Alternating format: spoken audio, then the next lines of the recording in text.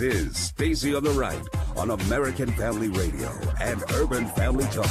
To suggest that people who understand the seriousness of this and are protesting the lack of transparency, the lack of due process, to suggest that they're hysterical is really to try and, I think, throw out a red herring and not deal with the real issue. Senator, if confirmed to the Supreme Court and as a sitting judge, I owe my loyalty to the Constitution. And the Constitution establishes me as an independent judge, bound to follow the law as written, the precedents of the Supreme Court, then I would do so. And now, Stacy Washington. Indeed it is. Welcome to the program. It's great to be with you today. It's Wednesday, otherwise known as Hump Day, and we're getting through this week. We're actually moving through it pretty quickly with the holiday on Monday. And I have to say, it's been fascinating times. There have been a number of news items, breaking news, et cetera, et cetera. We got the plane coming into the United States with 500 passengers out of Dubai, a United Emirates plane that was detained for well over an hour because 19 passengers were sick.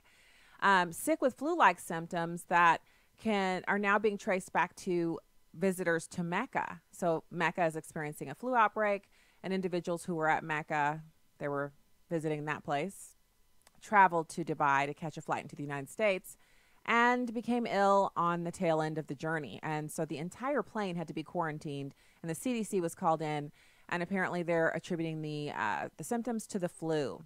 So welcome to Stacy on the Right here on American Family Radio and Urban Family Talk. AFR.net, urbanfamilytalk.com. That's where you can find out more. The program today, well, we have two wonderful guests. I love when we have a good slate of guests to go along with our content, and today is no different in that aspect. We have Dr. Robert Jeffress, who's going to come on and talk about his new book, Choosing the Extraordinary Life.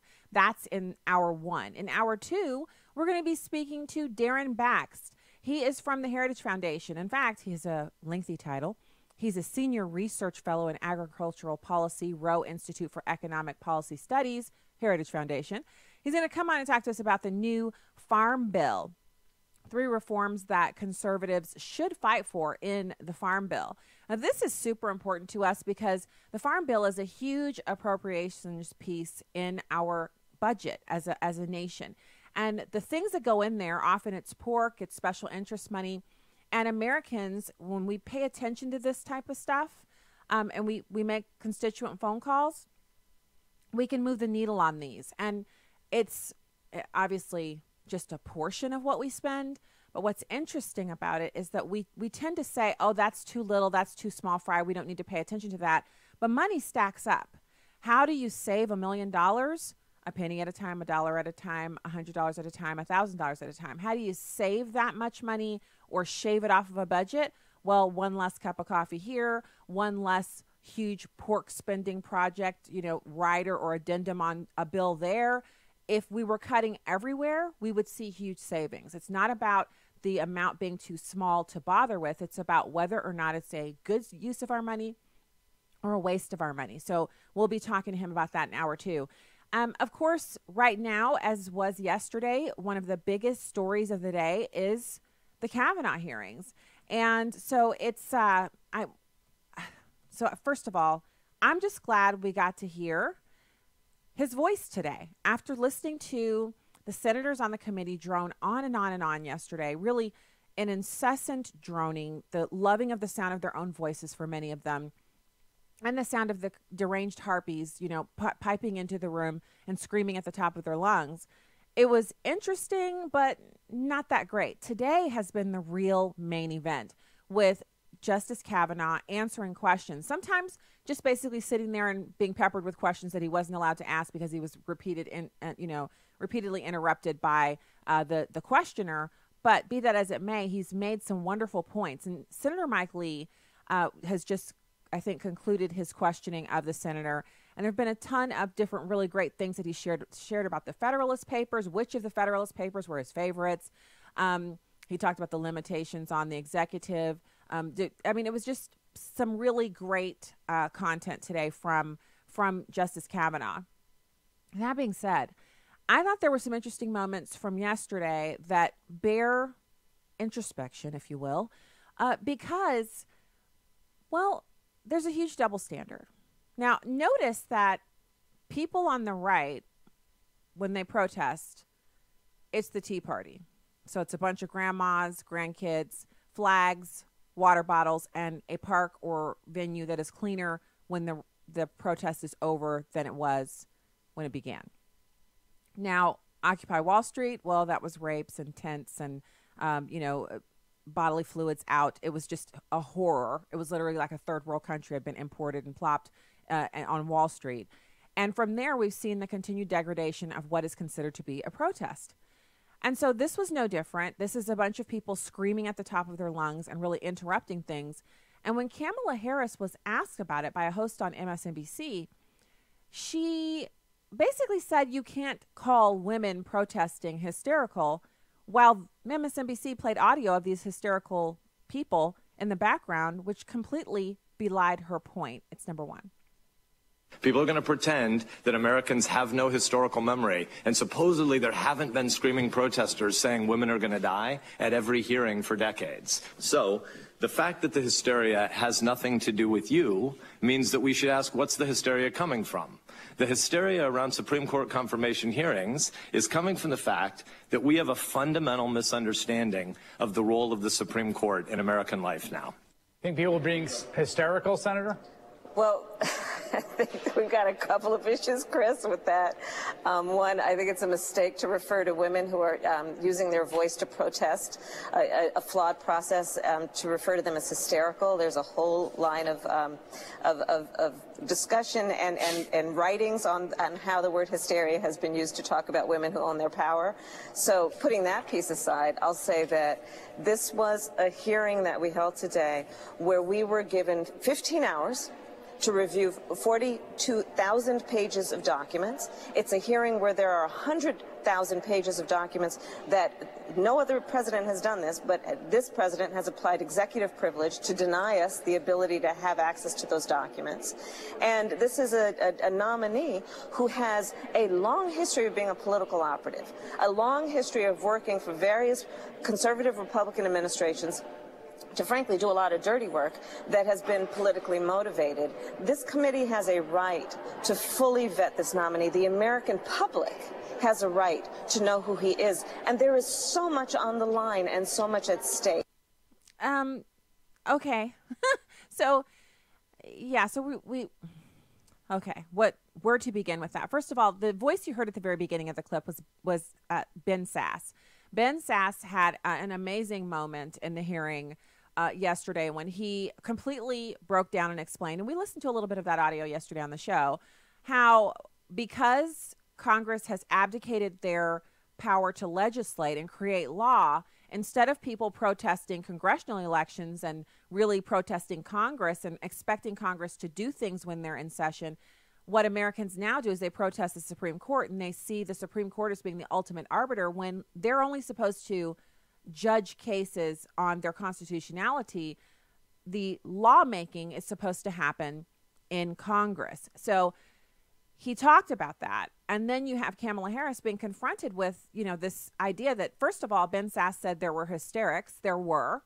And she said she's got a big problem with women being called hysterical when they're using their voice to protest. Now, if it was just women using their voices to protest, that'd be one thing.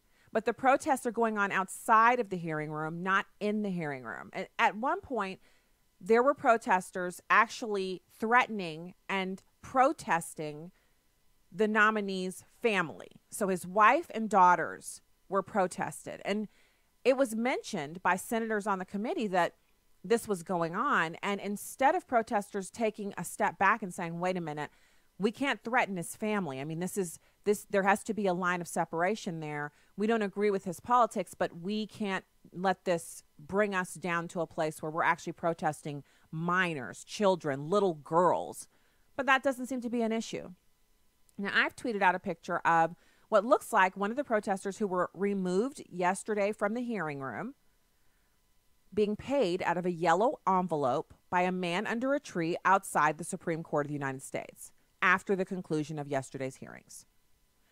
So if these are paid protesters and they really don't have any legitimate reason to be there, it underscores the absolute rabid nature of the opposition to Kavanaugh not being rooted in something that he's said or done, or a position that he's taken, or an administration he worked for, or an ideology that he espouses, or cases that he's decided for or against, opinions that he's written. That's not what this is about. This is about, first of all, the God of abortion, the need to bow down to promiscuity and the use of abortion as contraception, and to the complete obliteration of any other type of thought. There can be no other viewpoint. You either are for infanticide or you deserve to be screamed at and have your children threatened. Those are the two options on the left-hand side of the aisle right now when it pertains to the issue of whether or not a human baby inside of a woman's womb should be killed for convenience or not. So you have this, I mean, it's kind of amazing to me that they just kept coming. They were like, a swarm of locusts or an enraged hive of bees where they just keep coming. If you swat some off, they just keep coming and they just keep stinging and stinging and stinging. That was what it was like. And that continued on into today's hearings.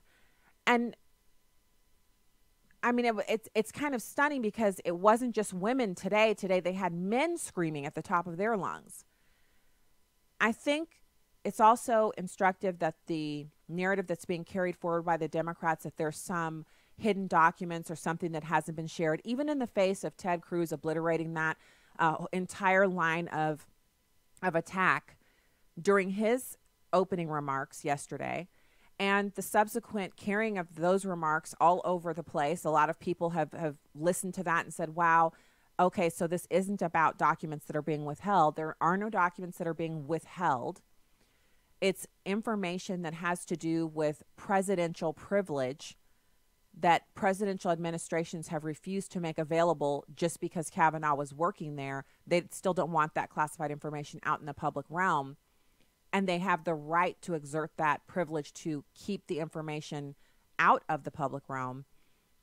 That has nothing to do with Kavanaugh's nomination or subsequent confirmation. In fact, senators who've already stated on television back in July when Kavanaugh was named as the choice by the President of the United States, and they immediately announced that they would never vote for him because he came from the Heritage and Federalist Society list. So what new documents would help change their minds? None. None at all. So then you have Senator Orrin Hatch, who felt, rightly so, because he was interrupted numerous times during his opening statement, that the Democrats are grandstanding looking for television clips. It's number 2. Those who know Judge Kavanaugh hold him in highest regard. This is true of both Republicans and Democrats. Unfortunately, we have all these interest groups screaming from the sidelines and putting pressure on my Democratic colleagues to make this hearing about politics, to make it about pretty much anything except Judge Kavanaugh and his qualifications. We have folks who want to run for president, who want their moment in the spotlight, who want that coveted TV clip. Frankly, I wish we could drop all the nonsense. Judge Kavanaugh is unquestionably qualified. He's one of the most widely respected judges in the country. He's well within the judicial mainstream. Anyone who wants to argue otherwise wants to banish half the country from the mainstream. And isn't that what this really sounds like? If you look at this, if you look at the Nike ad, which, by the way, they've lost $3.8 billion in valuation over this decision to have Kaepernick as their face. It's as if one half of the country is saying the other half of the country doesn't hold valid ideas, even though that half of the country won the election. It's crazy pants. Yeah, I know. So when we get back, we're going to have our next guest and more Stacey on the Right. So stay there.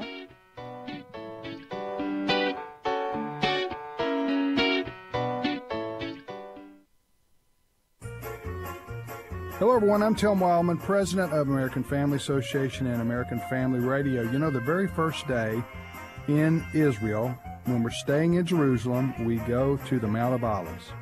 And it's there at the Mount of Olives we look out over the old city of Jerusalem. It's a spectacular sight. You've seen it in pictures before, but it's another thing to actually be there as we walk down from the Mount of Olives to the Garden of Gethsemane, and we pray there.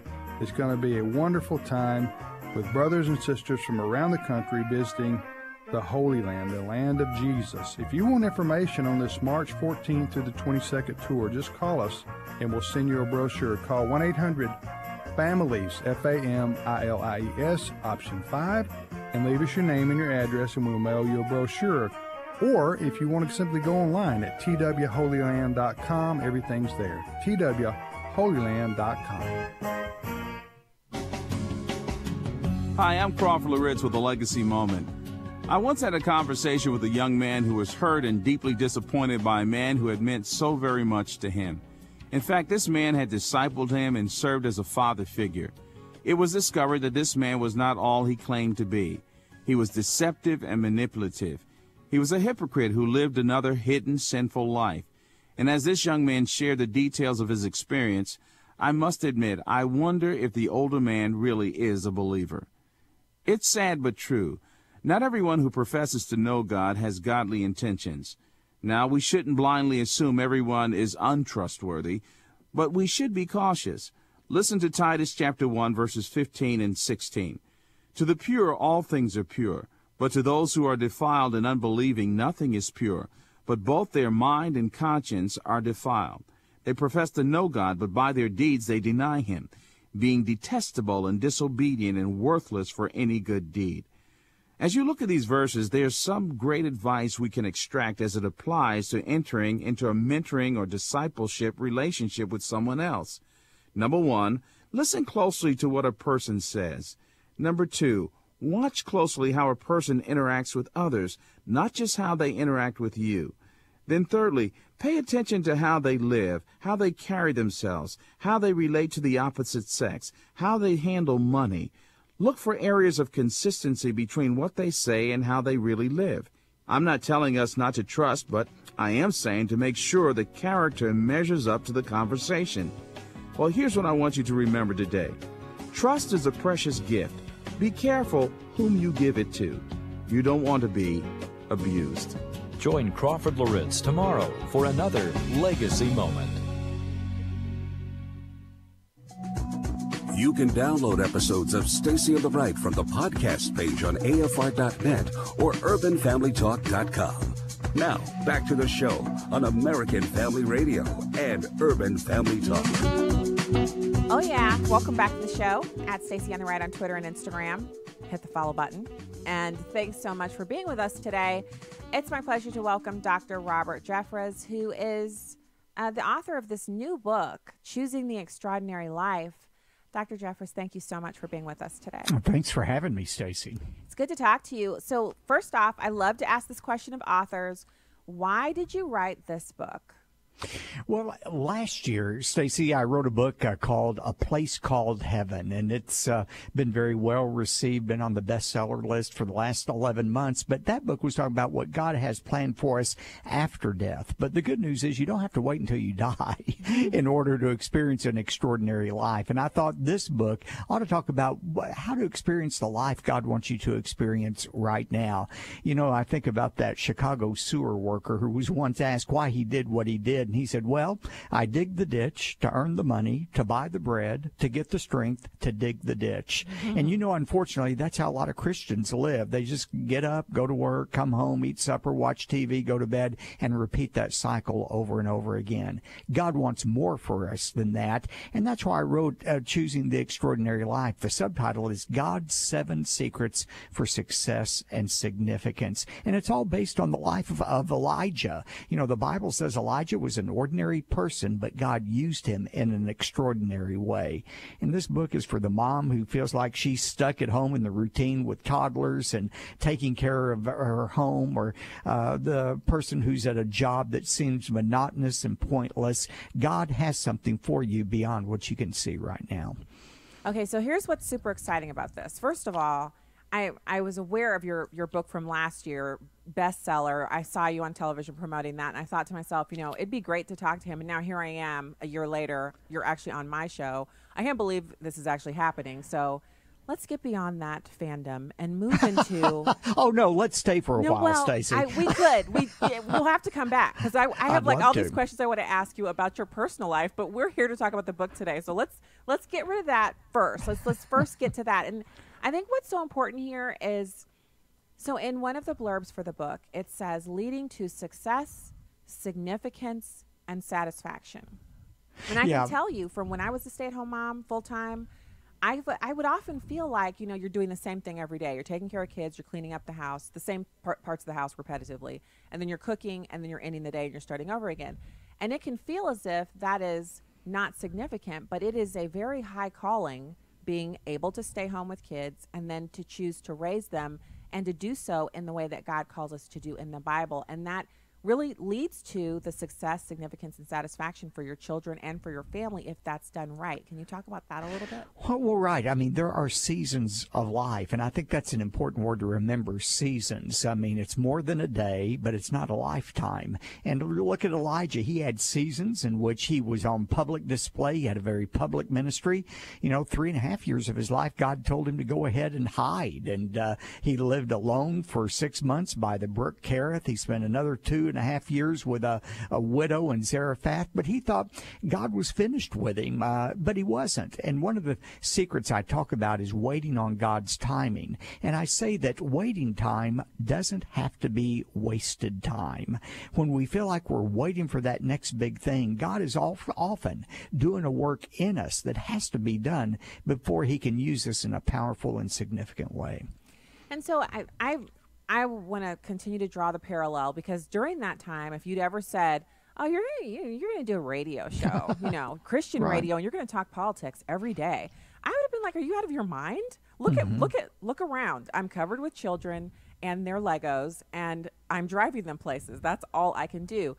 But there's been a distinct pathway that God kind of led me through. At some points, I actually thought I was in charge, but honestly, looking back, I can see how he was like, now you can do this. And so I was like, sure, I'm doing this, I'm doing that.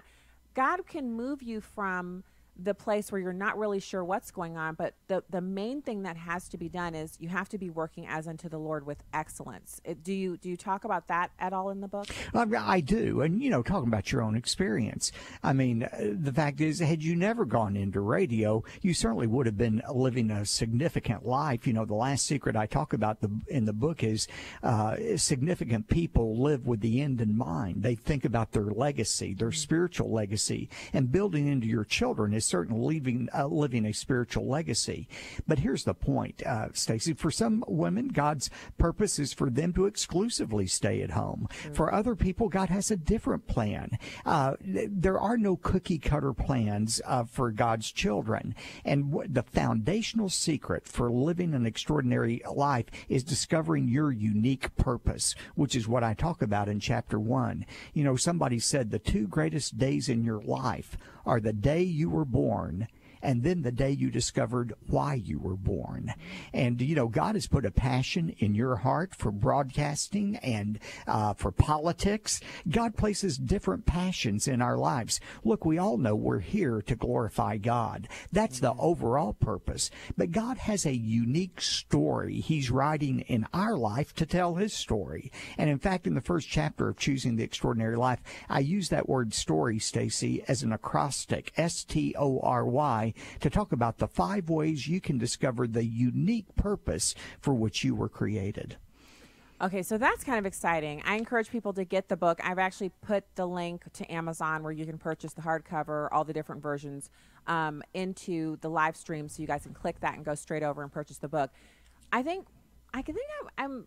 I'm just interested in your take on, because it's not just women who feel this way. Sometimes people feel this way when they're working. Maybe they work retail, or maybe they are in an office somewhere, and they're like, how does this glorify God? How do you answer that question for them when you just feel like your work is just kind of drudgery, but God can use all of us exactly where we are? That's what we're meant to do.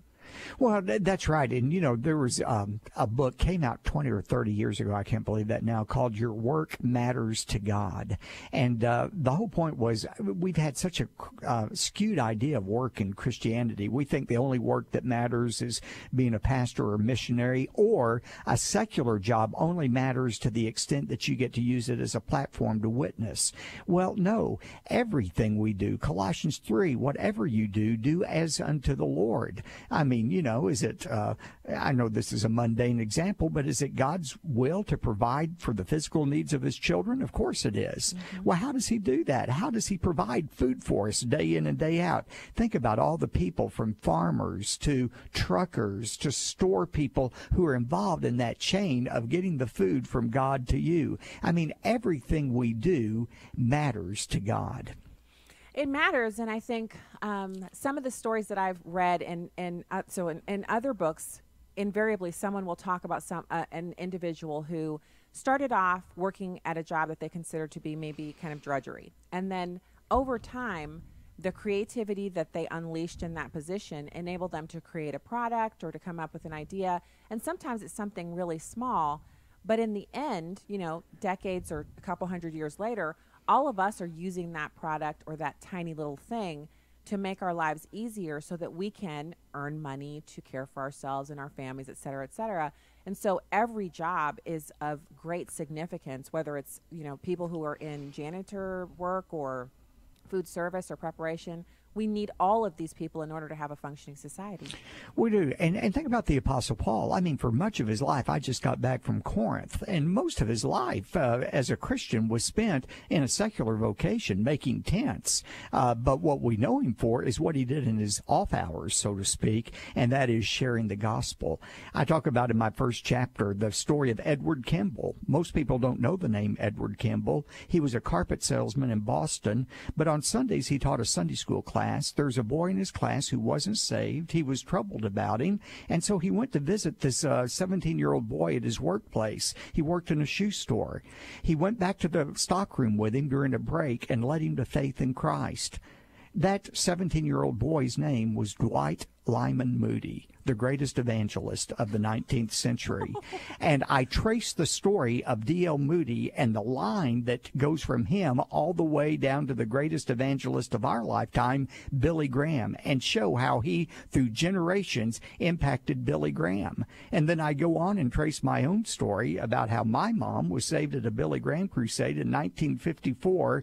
She then joined my church, First Baptist Church Dallas, where I now serve as pastor because Billy Graham joined the church that day. And in many ways, Stacy, I'm a Christian today. I'm the pastor of First Baptist Church Dallas because of a carpet salesman back in Boston named Edward Kimball. So you never know what impact your life is truly going to have. I find that to be absolutely extraordinary. So that is good word. Yeah, well, and I encourage it. So if you're in the listening audience and you're thinking, wait a minute, so how about you do that kind of trail backwards to find out where your salvation began? Like just kind of follow it back and see where it started. I know one of those paths for my parents comes directly through my grandparents, where they literally said, we're going to attend church faithfully and make sure to raise our children to be Christians. And now I'm the grandkids of those people who learned that from their parents, and my kids are Christians too because of that. Not because of, it's not an extraordinary story, if you will, but it kind of is when you look at how many people fall away from Christianity and what a legacy it is to actually, the job that God gives us as parents is to raise our children in the fear and admonition of the Lord. That is the primary thing. Not to get them fantastic educations, which is great. Yes. Not to make them wealthy or, teach them how to drive fancy cars, which is great. It's really that they would grow up to be Christians and arrows for the Lord. And so I'm fascinated to hear your story, but I bet you there are so many millions more of people who have a fascinating kind of impetus where one person cared enough about another person to lead them to Christ. And then there's this legacy that goes on. Right. That you can't really follow all of it because there have to be more people who have the same kind of coming from that line of people just like you. And most of these people, most of us, are ordinary people. We're not spiritual super people. Elijah wasn't. He had doubts. He disobeyed God from time to time. He got discouraged, and yet he allowed himself to be used in an extraordinary way. I'm excited about this. So I want to hear a little bit more about the book. We have a few minutes left. Is there anything, if you had to tell someone one thing about the book that you would want them to know, or one fascinating anecdote from the book, what would it be? Well, I would tell people, the first chapter, how to discover your unique purpose. Maybe we've got some listeners right now. You have a teenager living at home or a young adult child, and they're wondering, what is my purpose in life? What am I supposed to be doing?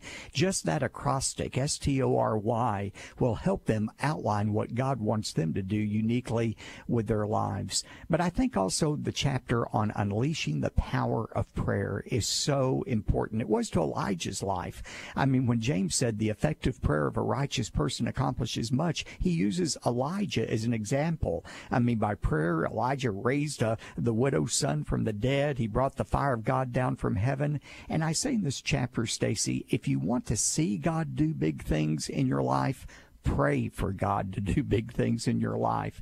My daughter had 3 miscarriages over the last several years, but she and her husband decided they were going to pray for something big. They were going to pray for triplets, one life for each life that was lost.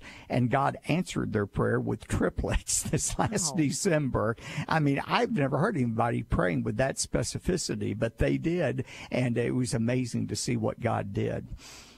Oh, I love stories like that. There's so much that we don't get because we don't ask, and it's in God's will. God gives us the desires of our heart, and we don't get those things because we just think, well, he'd never do that for me, or well, that's just not something that I should bother him with. We should bother him with all of our concerns, whether it's finding a park at the grocery store to having triplets. I'm going to start praying for triplet grandkids, because when my kids are done growing up and they get married, I'd love to have triplets as grandkids. Well, we had them over for Labor Day after a couple of hours. It's exhausting, but it's satisfying. I'm sure it is. That's the grandkid joy, is that you get to have them for some hours and then give them back. That's your reward. That's exactly it right there.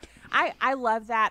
I hope people who are listening will kind of catch the fire that Dr. Jeffress has for teaching us not just that every job is significant, but that God answers prayer and that he cares deeply for our wants and desires and wants us to not only live for him, but to rely on him to answer our prayers.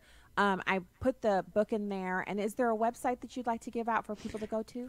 The easiest way to get the book is through your link. Go to Amazon. It's available in all Christian and secular bookstores right now. Just came out yesterday, Choosing the Extraordinary Life. Well, I'll be going over to get my copy. And then what I like to do with books like this is I'll say, sometimes I leave it around and see if one of the kids will pick it up and read it on their own. And then if no one takes the bait, then I'll say, let's have a family book study. And then I hear a little bit of groaning, but no one ever complains at the end. After they've read the book, they're always like, oh, that was so good. So I'll see which of those methods works. But I love the acrostic. I can't wait to find out what story stands for in the first chapter and see how that could apply to these teens that are growing up at our house.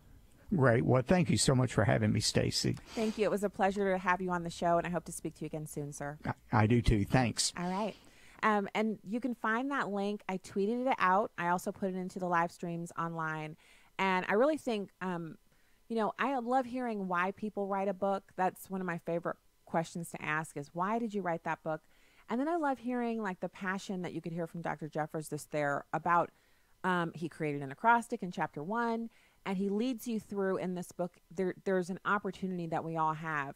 And I think the viewpoint is it's where the rubber meets the road. If we think that our jobs are insignificant, if we think, staying home with the kids is just not that great of a job, I encourage people who are staying home with kids, I encourage you first to think of women who can't have kids, or maybe women who have children, but they have to work because financially they can't seem to manage staying home on one income. Think of them, but also to think of the true and utter blessing it is to have children at all. And especially to have them here in America where we have so many options. We're so blessed. And I remember there being many times where I'd be cleaning up and thinking, but then someone would say, oh, I wish I could stay home. And I would remember how blessed I was. So that's just one area we're blessed to have work at all. Work is what God has for us to do. So when we get back, we'll have more show for you. Stay right there.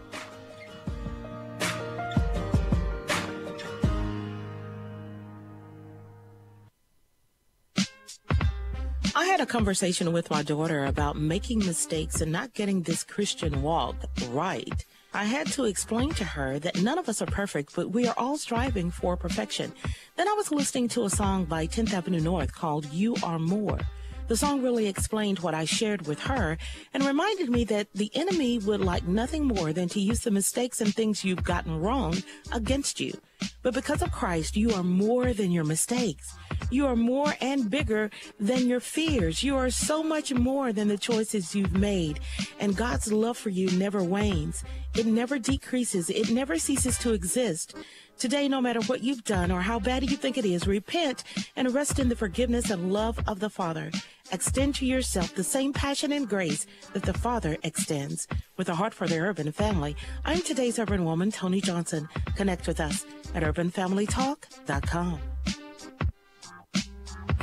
Equipped with Chris Brooks. This program is an apologetic endeavor. What I want to do is really train you in the art and science of defending and commending your Christian faith to people who maybe they've been hurt by the church, maybe they don't believe like you believe, and you're saying to yourself, how do I have an effective conversation with them? Well, we're looking for an evangelistic edge, if you will, that will allow us to more effectively, more contextualize the gospel so that we can reach men and women for Christ.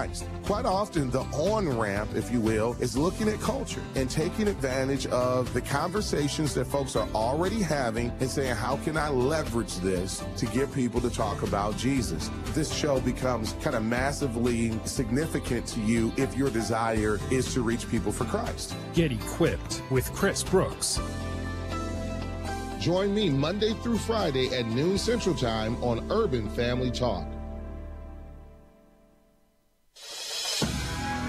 I'm Chad Pergram with the Speaker's Lobby. The confirmation hearing for Supreme Court Justice nominee Brett Kavanaugh got off to a bumpy start like none other. Senate Judiciary Committee Chairman Chuck Grassley could barely finish his first sentence before Democrats started chirping about new documents tied to Kavanaugh and not having enough time to read them. Democratic California Senator Kamala Harris and New Jersey Democrat Cory Booker prodded Grassley. Democratic Connecticut Senator Richard Blumenthal moved to adjourn. Then protesters started. In all, U.S. Capitol Police arrested 70 people for interrupting the hearing and heckling. All of these gymnastics pushed back the meat of the hearing by an hour and 17 minutes before Grassley finally delivered his opening statement. Despite the machinations, Kavanaugh got a boost. Arizona Governor Doug Ducey announced he taps former GOP Senate Whip and Arizona Senator John Kyle to succeed the late Arizona Republican Senator John McCain. As a result, Republicans will soon hold a 51-49 advantage in the Senate. With the Speaker's Lobby, Chad Pergram, Fox News. This is Stacy on the Right with Stacy Washington on American Family Radio and Urban Family Talk.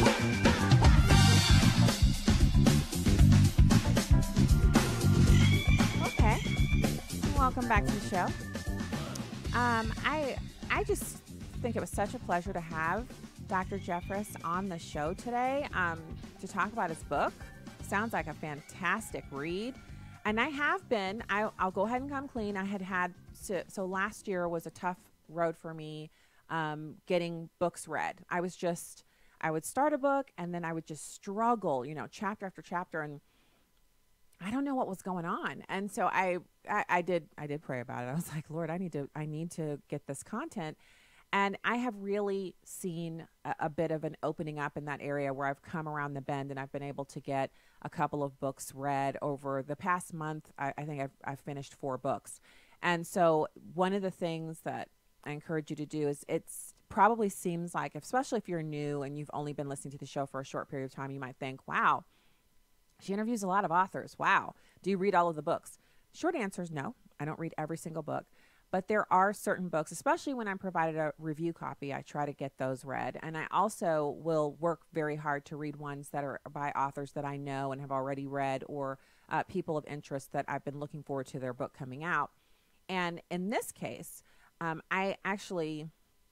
made a note. It's on my list, A Place Called Home. That's on my list to read, but I've never gotten around to purchasing and reading it. But this one, I've already put my little click in on Amazon to get it delivered here so I can read it. And then I am going to, play my game where I put the book in a place where other people can see it and see if anyone snatches it up and reads it. And then I'm going to go to my plan B. So I'm excited about the opportunity to read Choosing the Extraordinary Life. That was a fantastic interview. It's call-in time into the first hour, 866-963-2037. 866-963-2037. You can see the call lines are, there we go, right there. If you're watching on the live stream, and if you're calling in terrestrial radio, I'll give it to you one more time. It's 866-963-2037. I would ask that if you're calling in and especially if you're disagreeing about something, we could talk about anything, Kavanaugh hearings, the book, any breaking news. The story we are going to touch on in hour 2, which is about Jeffrey Owens. He played Elvin on The Cosby Show. He got mocked for working at Trader Joe's, and this has totally backfired on the people who made fun of him and turned into a fantastic opportunity for him to comment on the value of work, which follows through with our first guest. And so we'll be talking about that in hour 2. If you want to call in about it now, you're welcome to do so. We have a little bit of audio from him on with Robin Roberts on the Today Show. So I thought it was fascinating to see some of the kind of interesting studies that are coming out that are kind of being suppressed because they don't flow along with liberal orthodoxy.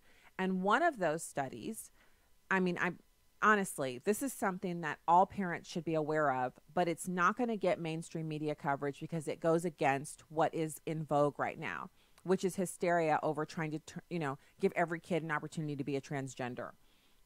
So you've got this explosive Ivy League study that was suppressed because it found that transgender kids can be a social contagion. Now, first things first, you might be thinking, that's hysteria. That's fear-mongering. No. And if you have kids, if you have children, you know how a toy can become a contagion. Have you ever, do you not remember the Tickle Me Elmo? Do you not remember how parents, including me and my husband, we were on eBay bidding for the Tickle Me Elmo because it had sold out at the Toys R Us? And it's like that with toys. It's like that with games. And so as we see that activity with those types of things, we can see where it could be that way with almost anything having to do with kids. And this transgender thing is no different. I didn't commission this study. I didn't take part in it. I get no profit from talking to you about it. So this isn't something that I want to be the truth. It just happens to be the truth. Rapid onset gender dysphoria may be a social contagion linked with having friends who identify as LGBT and identity politics culture, and an increase in internet use where you can go viral for dressing up as someone else. Cosplay is one example of that, but that has to do with, movies and comic book culture, where LGBT has to do with a lifestyle decision that it's very detrimental to children, because what's happening is most of these educators, most people who are in the childhood arena are saying, if your child is transgender, you need to immediately start them on hormone therapy to stop them from developing the offending parts. Well, if they do that and then come to their senses, once you're through puberty, there's no opportunity to develop those parts. This is child abuse. So you've got what they found, and this is at thefederalist.com. I'll put the link up. Rapid onset gender dysphoria among teens and young adults may be a social contagion linked with having friends who identify as LGBT. The identity politics, peer culture, and third factor, an increase in internet use. This study was actually conducted by a Brown University professor, hardly a conservative bastion of education. The study was quickly yanked from Brown's news releases after a transgender activist's feeding frenzy, and the journal it was published in is reconsidering the publication. There is a parent and researcher-driven petition to stand behind the publication of the first study to look in detail at rapid onset gender dysphoria. So this isn't where the child is basically saying from, 3 or 4 years old, I'm a boy, or I want to wear boy clothes, or what have you.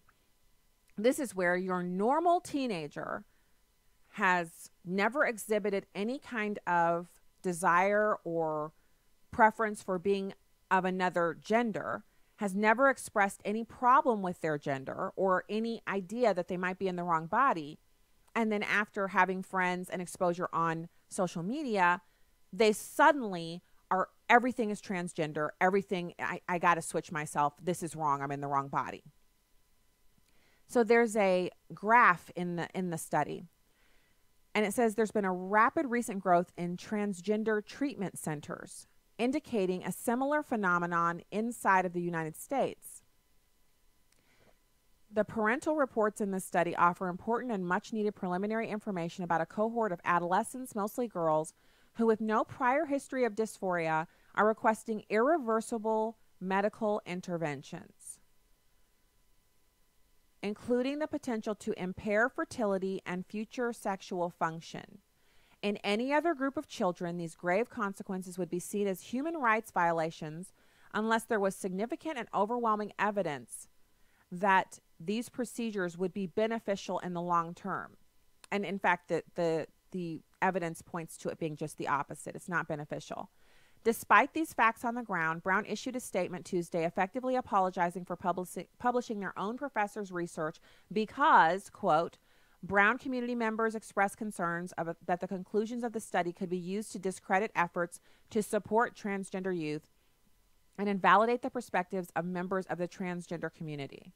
So in other words, a study that shows that rapid onset gender dysphoria, which would create more transgendered people, which is the creation of more people who are suffering from a mental illness, that information has to be suppressed because people who already suffer from the mental illness might get offended. That's the kind of crazy town that's going on at our universities here stateside. The spirit of free inquiry and scholarly debate is central to academic excellence, according to Bess Marcus, the dean of Brown School of Public Health. At the same time, we believe firmly that it is also incumbent on public health researchers to listen to multiple perspectives and to recognize and articulate the limitations of their work. Which brings me to the question, how can you recognize and articulate the limitations of your work if you're not permitted to present your research in a publication for other people to peruse and question you? How can these people defend their work or any of that if the Brown University is planning on eliminating it from availability? So the writer here at the Federalist asks a question. I wonder if she would worry about invalidating the perspectives of members of the alternative health community after a Brown researcher published a study indicating a vaccine is effective and anti-vaxxers went crazy about it on Twitter. Doubtful. That just demonstrates the utter lunacy of what's going on here. The reason trans activists went nuts is that the study reinforces what plenty of parents, public health experts, and doctors have been saying. Transgenderism looks a lot like a dangerous fad. It's telling that the response was to demand to suppress the results. It's also telling that Brown chose to prioritize the unreasonable demands of a tiny minority above the potential well-being of children and the process of scientific inquiry. The study is authored by Lisa Littman, a behavior and social sciences professor at Brown, who is also an OBGYN, whose publications are mainly in reproductive health and abortion. The phenomenon that caused her to conduct the study to learn more is that parents have described when they go to the doctor, clusters of gender dysphoria outbreaks occurring in pre-existing friend groups with multiple or even all members of a friend group becoming gender dysphoric and transgender identified in a pattern that seemed statistically unlikely based upon previous research. Parents describe a process of immersion in social media, binge watching YouTube transition videos, excessive use of Tumblr, immediately preceding their child's becoming gender dysphoric. These descriptions are atypical for the presentation of gender dysphoria, which has been described in the research literature. Littman recruited for the study by posting on the transgender critical websites Fourth Wave Now, Transgender Trend, and Youth Trans Critical Professionals, seeking parents of adolescents who had quickly come out as transgender. She recruited 256 parents of children aged 11 to 27. They filled out a 90-question survey that took about 30 to 60 minutes to complete. 80% of their transgender identifying children were female, and on average, the kids came out at 15. While the author and any social scientist will tell you that the study design has many flaws, self-selection and self-reporting among them, it is comparable in quality to studies that LGBT activists amplify when those studies serve their narratives. Now, this is super important. It is not okay for transgender activists to hold back vital, critical information from parents who would want to understand that their child is in a friend group and engaging in activity that could lead in them basically misidentifying themselves and coming out as a quote-unquote transgender because it's a fad. At 15 years old, with puberty still in full swing, if those children are treated with hormones, it could absolutely cut off the completion of their development into functioning adults, impairing their ability to have children and have families later, and ultimately trapping them in a place where they can never actually realize full female adulthood or full male adulthood. And the reason I say that is because we saw, it was like a little documentary clip.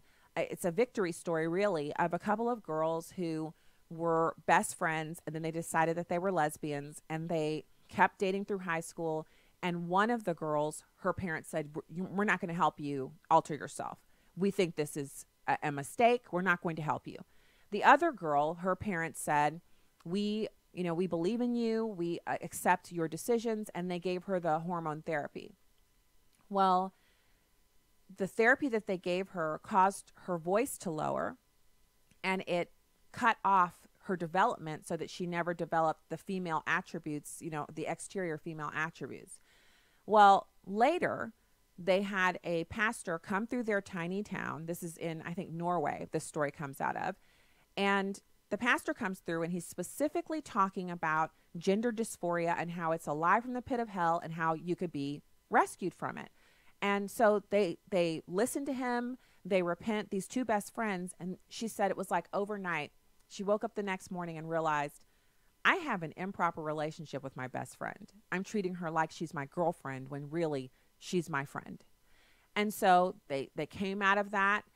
But the problem was the girl who hadn't had any treatments, she's already a girl and still developing. But the other young lady had been taking the male hormones, and her voice had lowered, and so she stopped taking them. And 2 years afterwards, and they're sharing their kind of victory testimonial, she still has the voice of a teenage boy. And she said the doctors have told her that she'll always have that voice, and she'll always have the it's a much stronger jawline that she was developing, a slight Adam's apple, and just she has a lot more muscle mass than a girl would have at in the teenage years. And she said she's willing to live with it because she made the decision, but she wanted to be sure to share with other people not to make this choice during puberty to take hormones when you're not old enough or smart enough to make the decision for yourself. And so that is a cautionary tale that also should be shared, because parents are out there being told by educators and nurses and doctors that if your child says they're in the wrong body, you have to immediately give them hormones so that they don't develop these offending body parts, when the child could easily grow out of it the same way kids grow out of allergies to eggs and milk. That Brown would allow this suppression of information that's vital to parents is absolutely crazy. But I just shared it with you. I put the link online. I need you to share it. Parents need to know this. That's hour one. We'll be back with hour two after these important news messages from One News Now and FoxNews.com. Stay right there.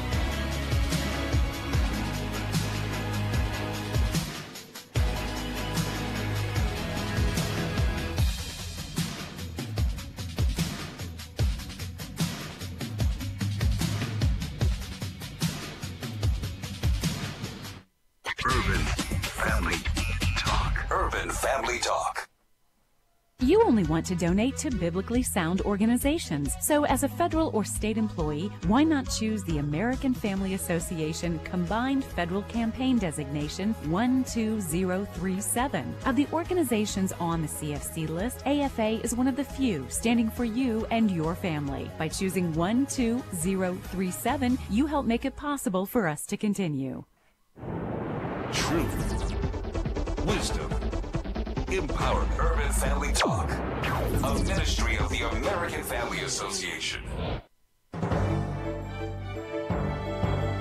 American Family News, I'm Steve Pugh. It's day 2 of the confirmation hearing for Judge Brett Kavanaugh in front of the Senate Judiciary Committee. Jared Halpern has the latest. Judge Brett Kavanaugh has spent his first day of questioning, assuring the Judiciary Committee of his own independence, but has refused to answer specific questions about presidential pardons and subpoenas. And I think going with the Justice Ginsburg principle, which is really not the Justice Ginsburg alone principle, it's everyone's principle on the current Supreme Court. And as a matter of the canons of judicial independence, I can't give you an answer on that hypothetical question. A question about Roe v. Wade, the case upholding a woman's right to an abortion. Kavanaugh called it precedent-setting and reaffirmed by subsequent challenges. On Capitol Hill, Jared Halpern, Fox News. Nike is receiving a backlash for its decision to sign former NFL quarterback Colin Kaepernick to a new ad campaign deal. Bill Bumpus reports. Kaepernick, the player responsible for starting the movement in the league to take a knee during the national anthem, has now become the face of the sports apparel giant. But in response, there have been calls for a boycott of Nike, and the company's stock took a hit. Justin Danhoff, director of the National Center for Public Policy Research's Free Enterprise Project, says Nike appears to have made a bad business decision by promoting Kaepernick. Nike is appealing to a small, racialized market that supports Black Lives Matter and apparently hates the police. He says Nike has failed to learn from the mistakes of other organizations. ESPN is shedding viewers like crazy over the company's liberal policy positions and support for people like Kaepernick.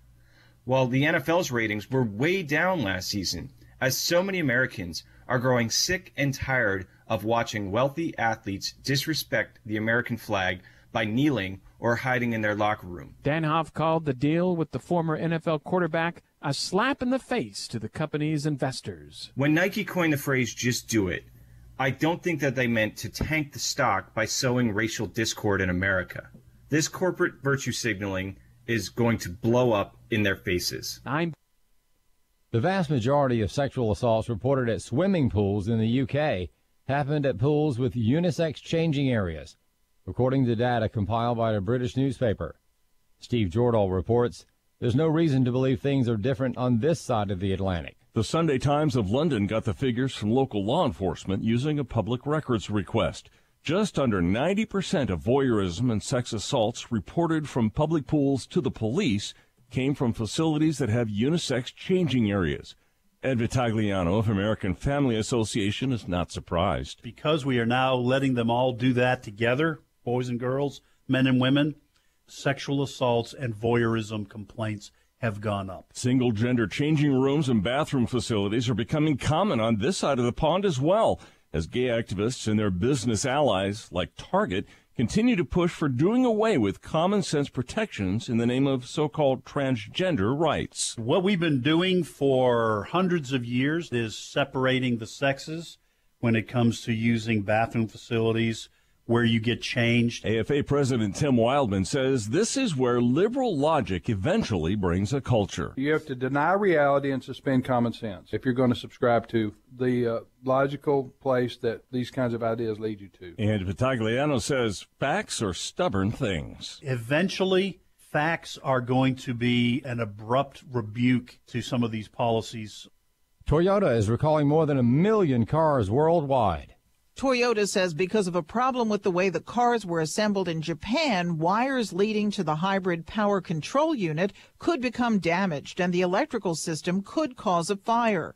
The recall affects some 2016 to 2018 model year cars. In the U.S., it involves 192,000 Prius and Prius Prime cars. Internationally, it also covers CHR hybrid gas-electric cars. Toyota is notifying owners by mail.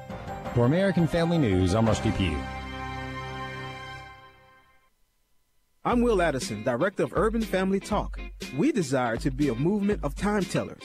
In 1 Chronicles 12:32, it says, "The sons of Issachar were men who had understanding of the time, to know what Israel ought to do." In these perilous times, God is raising up a people of discernment who will see, pray, and act. We sound the alarm as watchmen. We cry aloud that God's people may be activated for his service. Join the movement at urbanfamilytalk.com.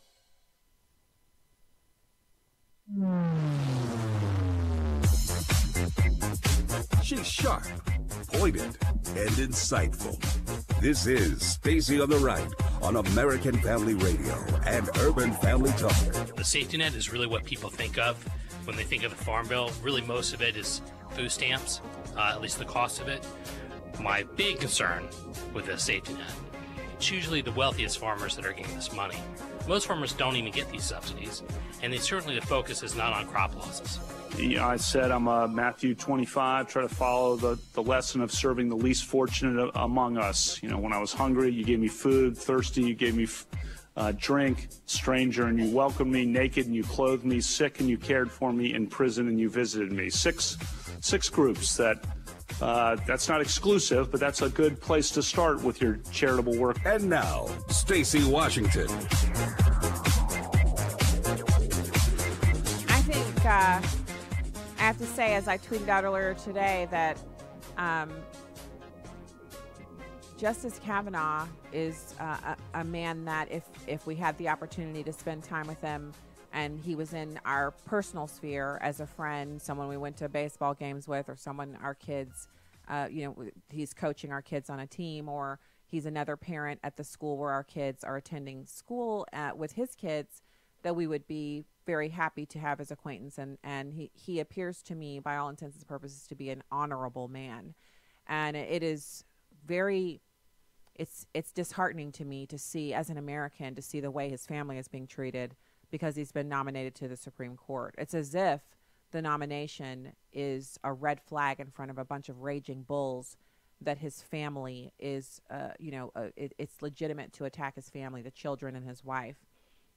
I just heard as much as I could from him today during the hearing, and at every turn he was both capable and knowledgeable, while having a really he seems to be, his personality seems to be that of a very serious person who also has a very deep kind of moral center that stems from his faith.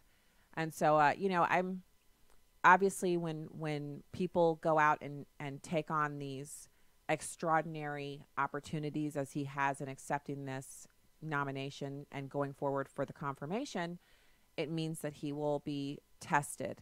And but I do think there's a limit to that testing, and that we as a nation on both sides of the political aisle should always be cognizant of the fact that once the emotions calm down, and once we're no longer enraged over the idea that he's against abortion or he's against, these sacred cows, that you have to go on and you have to kind of live by what you said and did. And everyone makes mistakes. Everyone loses their temper, et cetera, et cetera. It's not about not being human. But I think that what we're seeing is outrageous, and it should be concerning to all of us. And I really, you get kind of calloused at some points, but your family doesn't. Your family members don't get calloused. Children don't get calloused.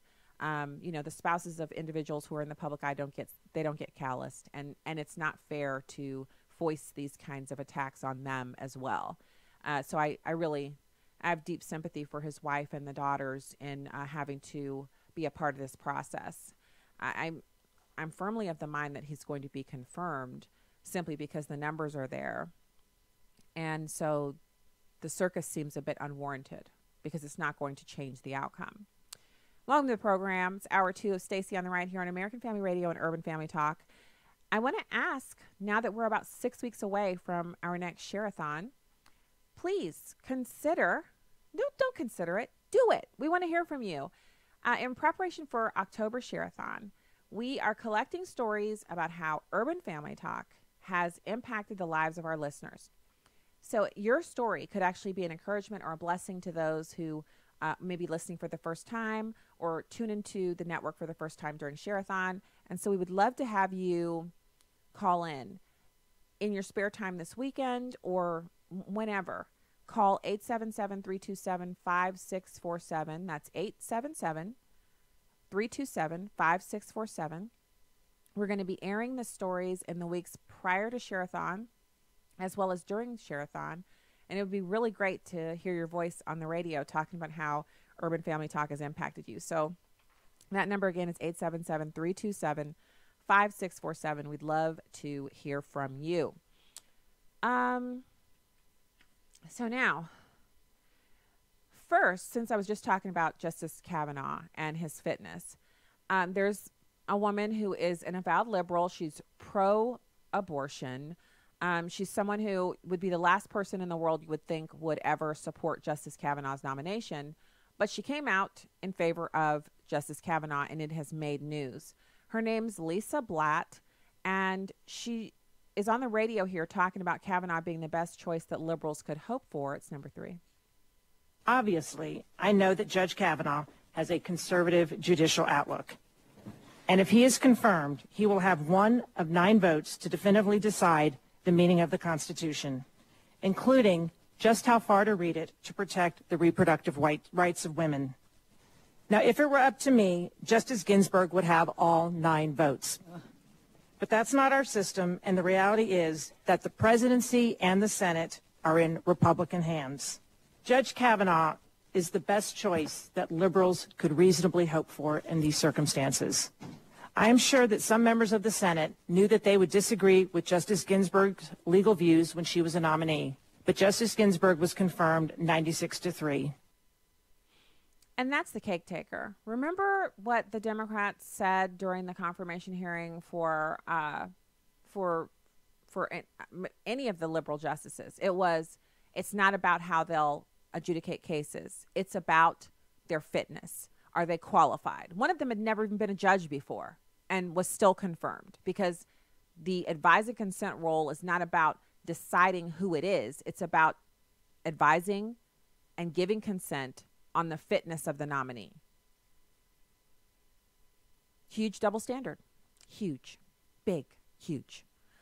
So now I want to pivot over to Jeffrey Owens. So if you remember Elvin from The Cosby Show, he was the husband of Sandra, and he had a lot of growing up to do on the show, even though when he enters the scene, he's already graduated with a bachelor's and is in medical school with Sandra. And that's where they meet and fall in love, and they get married, and then they have these adorable little twins. And the whole time, he's a bit of a sexist, he's misogynistic, and he kind of runs up against the buzzsaw that is Claire Huxtable, the mom of the program.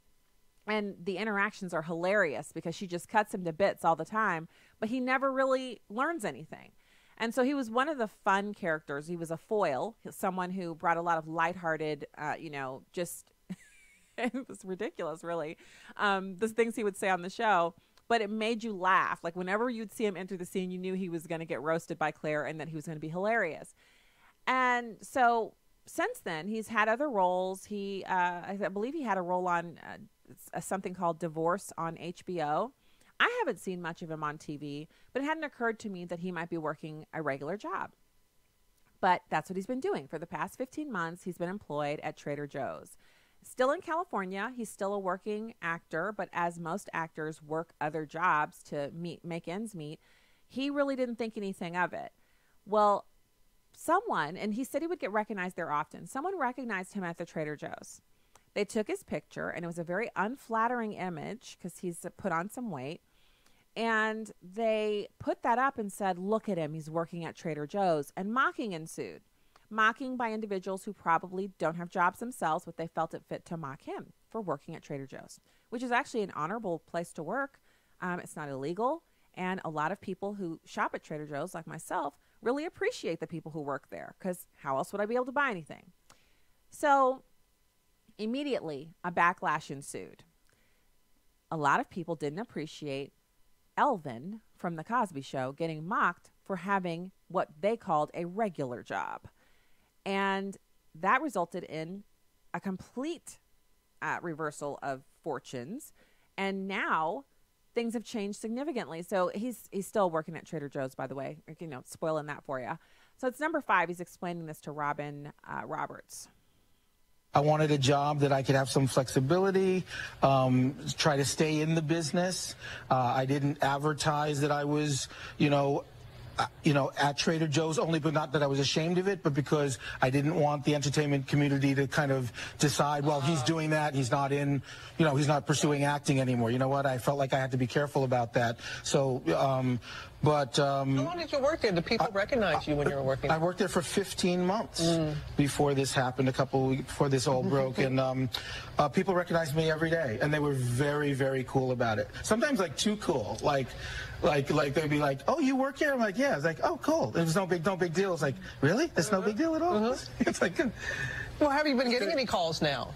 Acting jobs? You know what? I mean, not really. I mean, there have been like some hints, interest and stuff. And you know what? Honestly, I mean, I know this might sound weird, and I wouldn't feel comfortable getting acting jobs from this event. You know what I mean? I wouldn't mind getting auditions. Right. I don't mind if people call me in to try out for things due to what's happened. But I actually wouldn't feel comfortable someone giving me a job because this happened. I want to get a job because I'm the right person for that job. Merit. Yes, exactly. Right. So, but there's all kinds of interest now because of this. So that's nice. I mean, I feel like I'm more of a celebrity now than I've ever been. I'm more of a celebrity now than when I actually was a celebrity. That makes sense.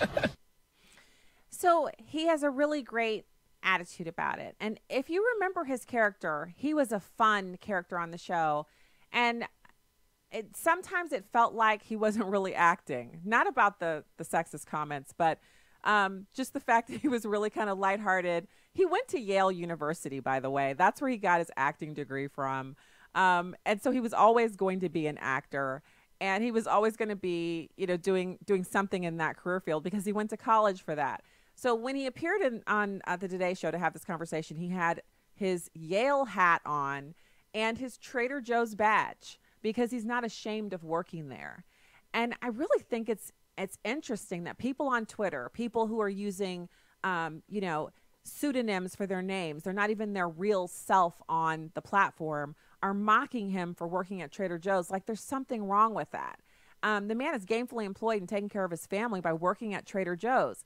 That is an honorable thing to do.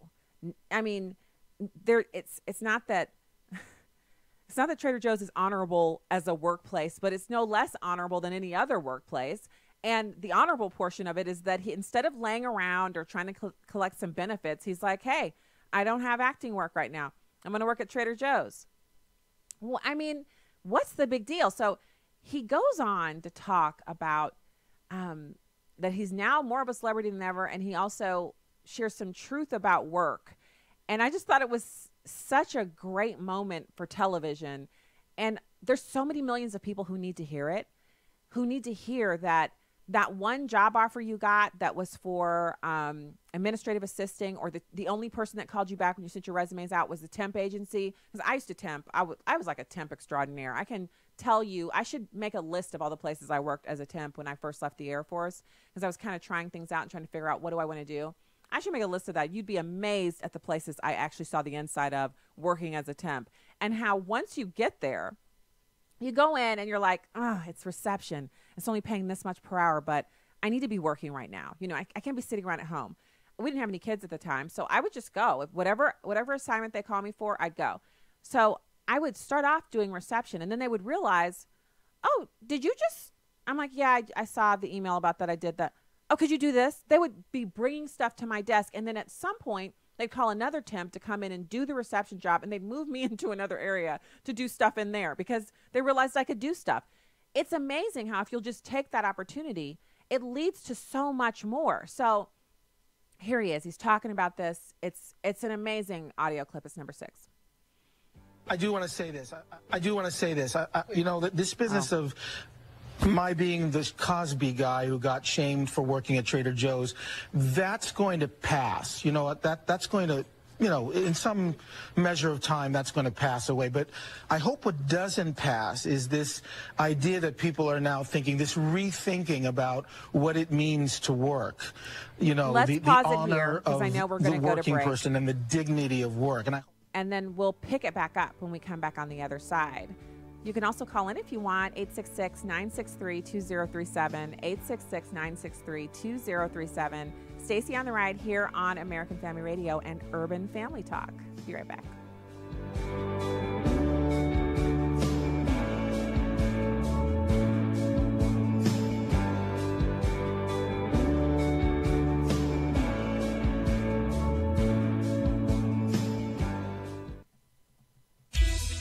When our health insurance renewal notice arrived last fall, my wife and I made the decision to drop our plan.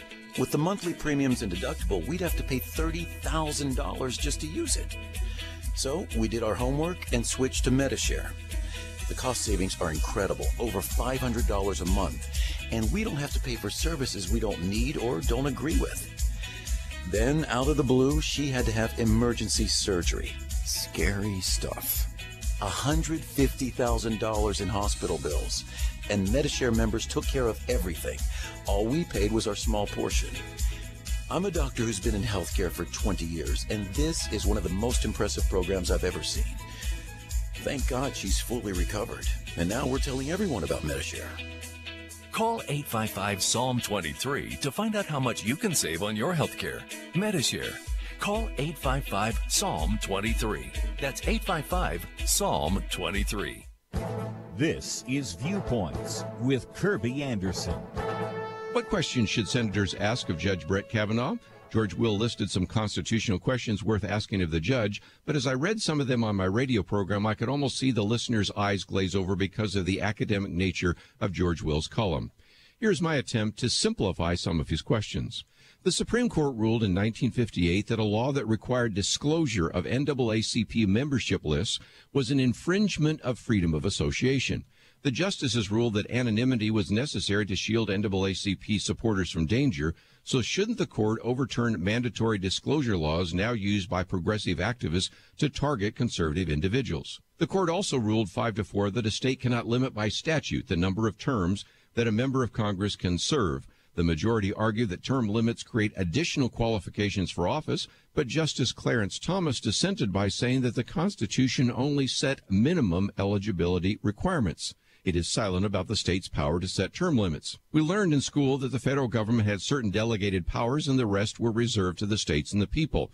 And it appears that Justice Thomas was correct, and so if Judge Kavanaugh agrees, the 5-4 decision could go the other way, and states could set limits on Congress. George Will ends with a humorous question. If Congress wants a healthy workforce, then could Congress, under its power to regulate interstate commerce, require Americans to eat their broccoli? If not, why not? Of course, he's raising the important concern that the Commerce Clause has been used to justify everything from trade policy to health care policy. These are good questions, but I'm not sure too many senators will be asking them of the judge during the confirmation hearings. I'm Kirby Anderson, and that's my point of view.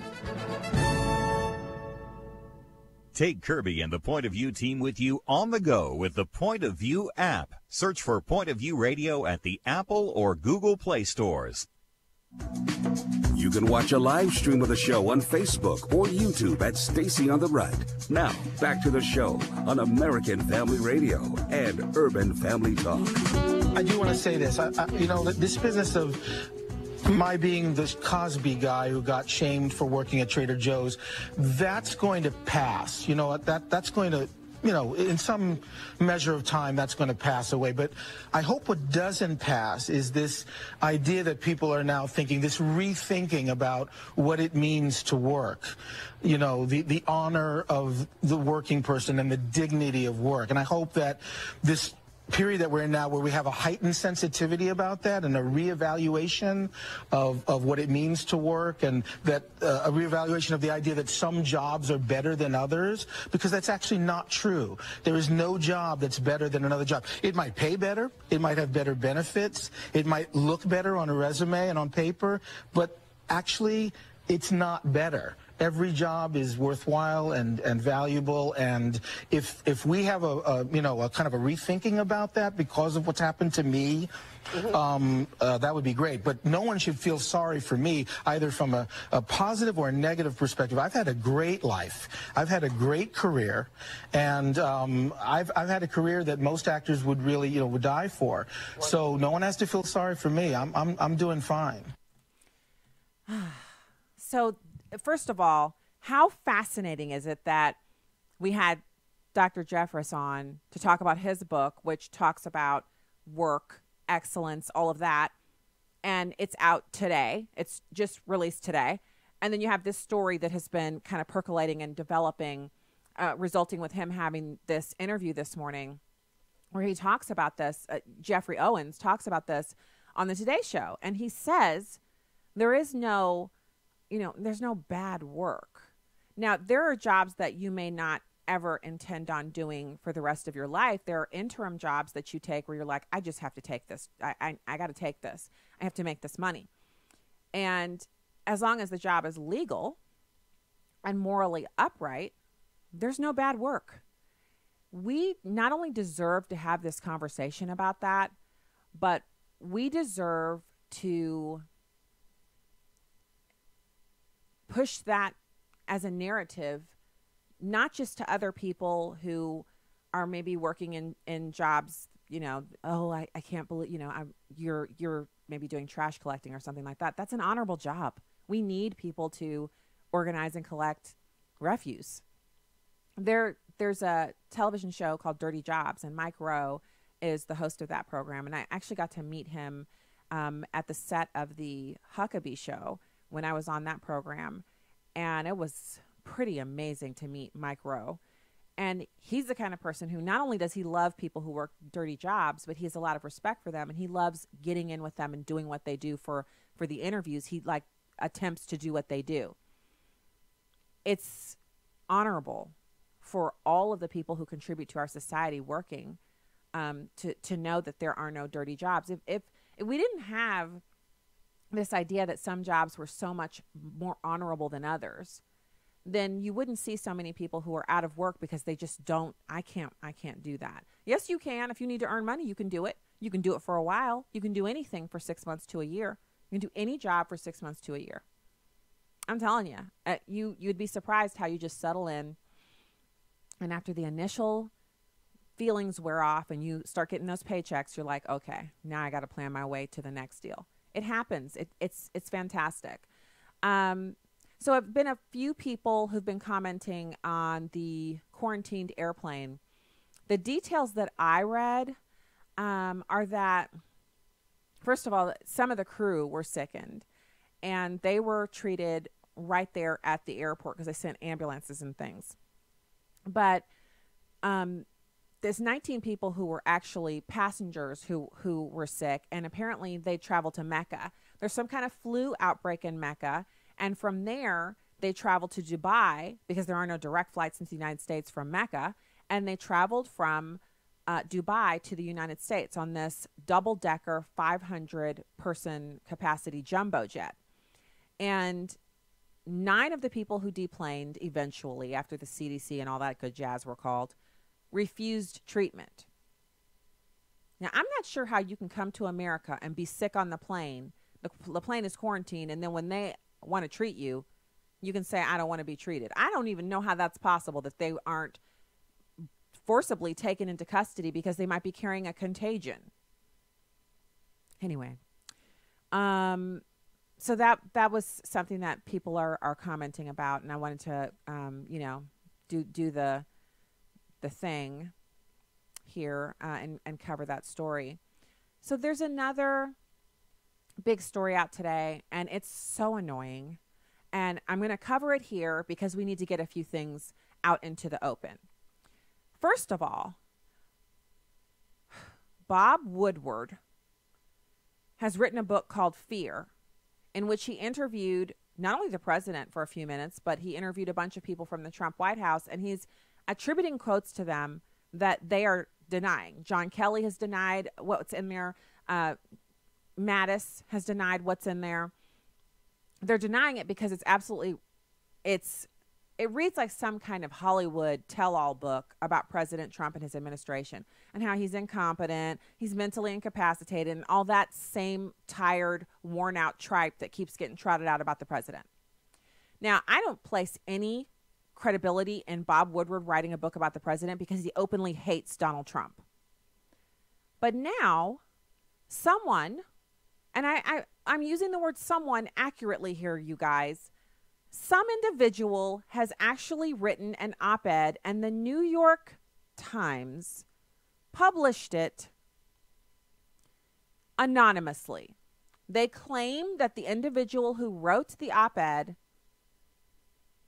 wrote it anonymously and that they know who it is, and that this person is a high-level staffer at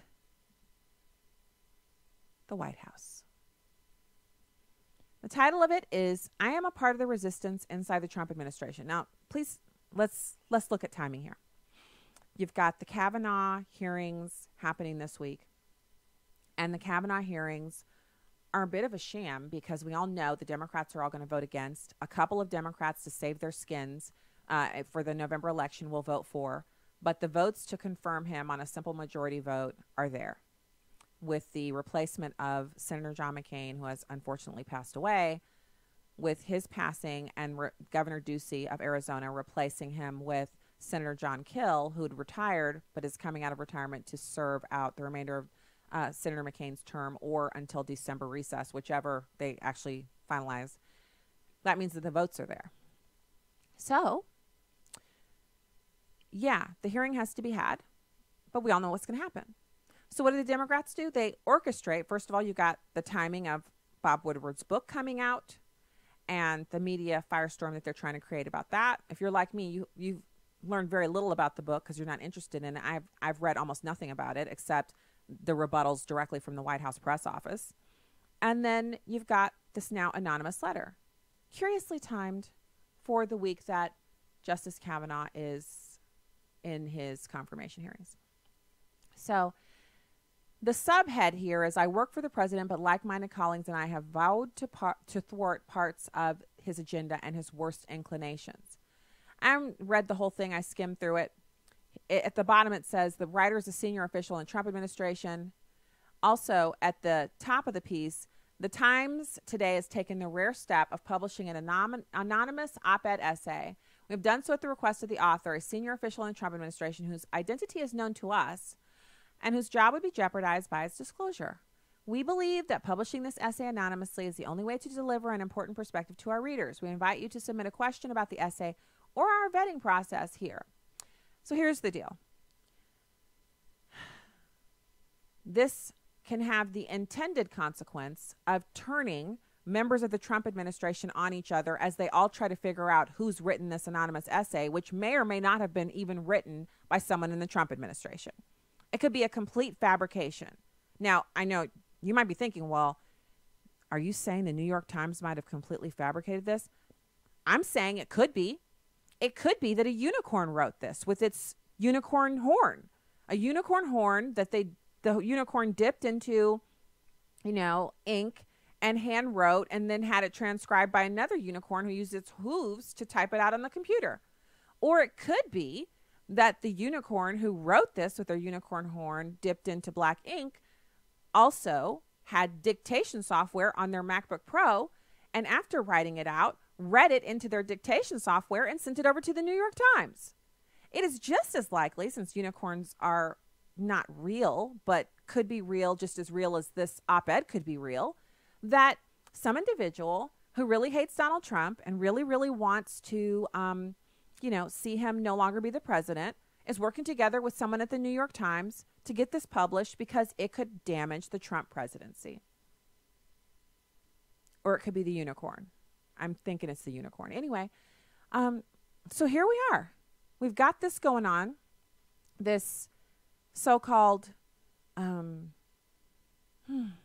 it's anonymous. I mean, if there were ever a moment where they would say, our credibility is so much at risk, we're just not going to go here, it seems to me it would be an anonymous op-ed. It has zero legitimacy without the name of the individual attached to it. They don't want to jeopardize their job. Why would they want to work for a presidency that they feel like we should use? Here, given the instability many witnessed, there were early whispers within the cabinet of invoking the 25th Amendment, which would start a complex process for removing the president. But no one wanted to precipitate a constitutional crisis. So we will do what we can to steer the administration in the right direction until, one way or another, it's over, which is the fantasy of a Democrat. So as I said, because it's written in unicorn voice, probably written by an astute, an erstwhile, literarily inclined unicorn.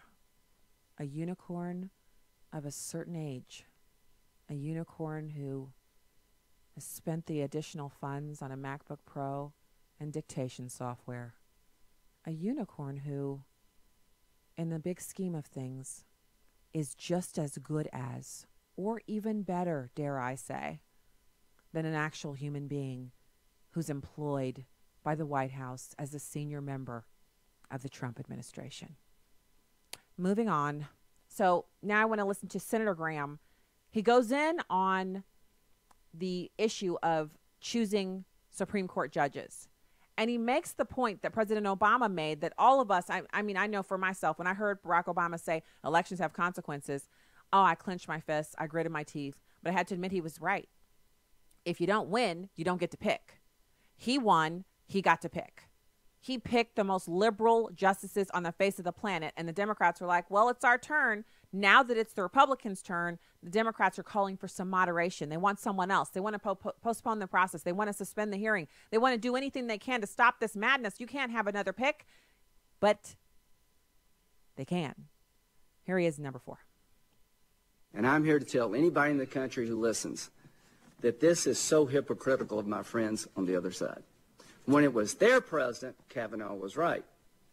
When you're talking about Roe v. Wade, it's okay to promise the nation it will never be overturned.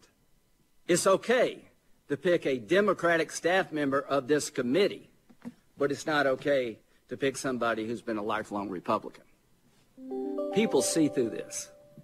You had a chance and you lost. If you want to pick judges from your way of thinking, then you better win an election. I voted for 2 of your choices, Sotomayor and Kagan. Got a lot of crap. I would suggest you think long and hard if you got a political ambition of voting for this guy, because it will not play well on your side. And why did I do it? I thought they were qualified by any reasonable measure given the history of the Senate. But we have turned the history of the Senate upside down.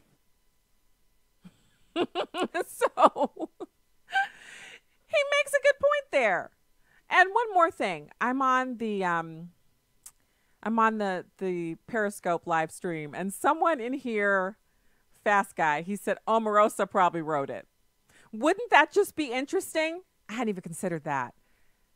Okay, so let's say Omarosa wrote this, and it's a op-ed that she wrote and saved so that she could use it after her book came out.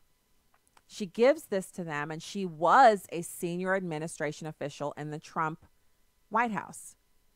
So that's the way they get around the fact that it's not a person who's currently there. And they publish it anonymously. I think Fast Guy might actually be some kind of a genius. Now, yeah. Someone said, probably written by Comey, Matinee Mueller, yeah, I got to say, there is no way that a reputable news organization does this. I said that already. Over on the YouTube live stream, people are saying it's Jeff Sessions. I don't think so. I don't think it's Jeff Sessions. He is not an anonymous op-ed writer. He is not. If he ever felt like he couldn't work for the president anymore, he would just quit. He would. So, again, I'm putting my stock in the unicorn. I'm pretty sure that the unicorn is the one who wrote it, and that this may be the first opportunity for us as Americans to see a living, viable unicorn, or the proof thereof, once they're exposed. And if you're laughing, that's what you're supposed to be doing. If you're actually sitting back there like snorting, and having trouble getting your afternoon coffee down, that's what you're supposed to be doing. Because I don't actually believe in unicorns, just like I don't actually believe in anonymously sourced op-eds from senior White House officials. Nope, I don't believe it for 1 second. So, we already talked about that.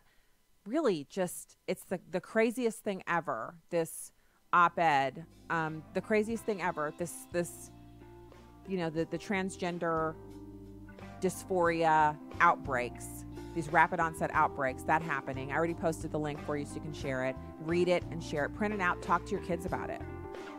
Seriously, talk to them about it, make them aware. All right, when we get back, we're going to have Daren Bakst. He's the Senior Research Fellow of Agricultural Policy, Heritage Foundation. Stay right there. This is Just a Minute with Stacey Washington. There's a new slogan out. You are enough. It's the latest foray into convincing people that self-love is the pathway to freedom and success. This is just repackaged self-esteem nonsense of the same variety preached by secular thought leaders a few decades ago. Instead of going to church, we are encouraged to go to sporting events in huge stadiums on Sunday, or stay home and read the newspaper. Instead of studying the Word of God, we're told to meditate on ourselves while holding crystals and humming. How ridiculous! Joy comes from knowing who we are in Christ. Philippians 2:3 says, "Do nothing out of selfish ambition or vain conceit. Rather, in humility, value others above yourselves." So in essence, the opposite of everything we've heard. The meek will inherit the earth. Confidence comes from working hard and living a godly life. Instead of looking for self-esteem, look for God in His scriptures, in His creation, in serving people. I'm Stacey Washington. Find out more at StaceyOnTheRight.com. Please call your senators today. It's time to put an end to the liberals' filibuster.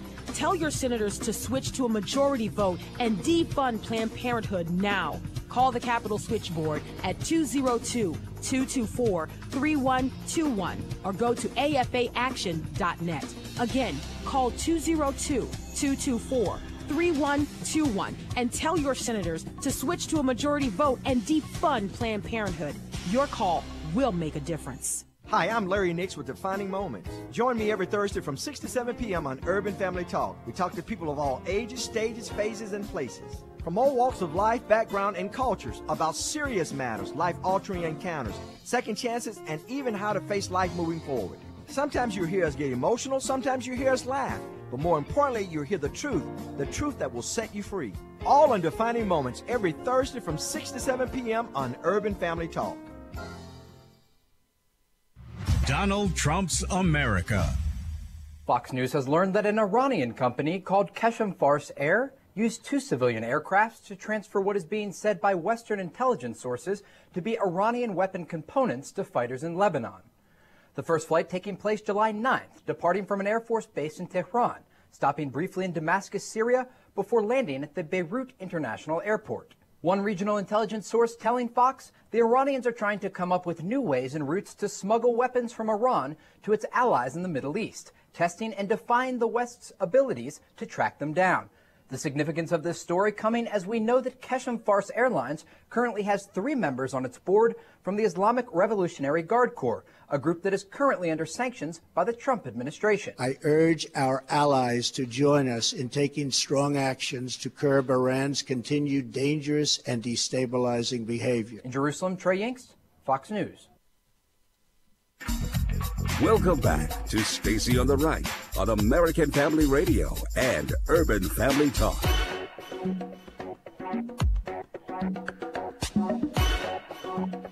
Welcome back to the show. I am so glad to be with you today. It's a really great day to be doing some radio. So right now, I want to welcome to the program Daren Bakst. He's the Senior Research Fellow in Agricultural Policy at the Rowe Institute for Economic Policy Studies at the Heritage Foundation. Thanks, Daren, for joining the show today. It's great to be here.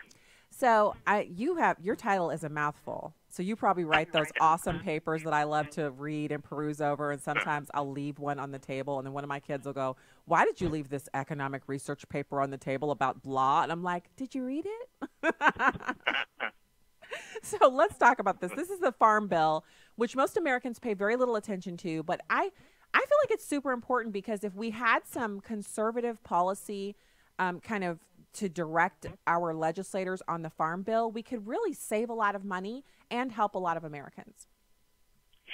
Yeah, I definitely agree. So just a little background. So every 5 years, Congress passes a Farm Bill. The Farm Bill is really primarily a food stamp bill. In fact, most of the spending connected to the Farm Bill is connected to food stamp spending. Yeah, the other major programs of the Farm Bill relate to farm subsidies that are provided to farmers. And unfortunately, if I was to ask somebody walking down the street, if we have a safety net for farmers to help them, what do you think the safety net looks like? Well, I think most people would say we help farmers when they experience some type of disaster or crop losses, and that would make sense. That's what a properly focused safety net should be. But the reality is Congress has created a situation where we're giving billions of dollars to primarily very large agricultural producers, not to help them when they have crop losses, but to actually compete in the market. Just like if they don't make as much money as they wanted, then payments get triggered to these agricultural producers. This is very anti-market. It's not very consistent with conservative principles, the idea that we don't want to promote dependence, we want to promote independence. And unfortunately, on the farm subsidy side, we really are creating a situation where it's just cronyism and corporate welfare. Okay, so this is some of my worst nightmares, which are obviously opportunities for people to see the government as a piggy bank, that they only need to fill out the right forms or, claim to be in the correct demographic, and then they get these payments. And then the rest of us are paying all of these taxes. And all I ever hear from people, whether they're local Democrats or people who are elected officials, everyone says the same thing on one side of the political aisle, which is you don't pay enough in tax. The government needs more money.